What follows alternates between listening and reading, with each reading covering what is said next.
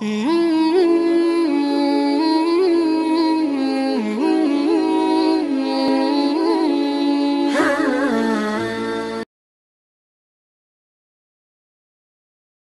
ہی کہتے ہیں انہوں نے کہا ہے کہ میں نے حفاظت کے لیے کالا کتا گھر میں رکھا ہوا ہے، کیا یہ جائز ہے؟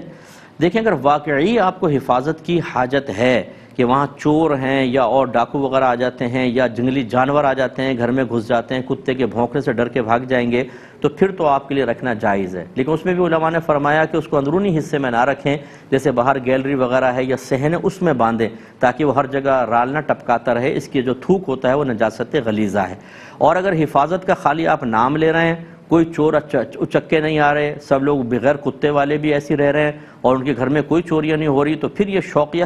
پالنا ہی کہلائے گا، اور شوقیہ کتا پالنا ہمارے مذہب اسلام کی تعلیم کے روح سے حرام ہے، یہ گناہ ہے۔ نبی کریم صلی اللہ علیہ وسلم نے فرمایا کہ اس کے نام اعمال سے ایک قرات اجر ضائع ہو جاتا ہے، اور ایک قرات کئی احد پہاڑ کے برابر ہے، اس لیے شوقیہ کتا ہرگز نہ پالا جائے۔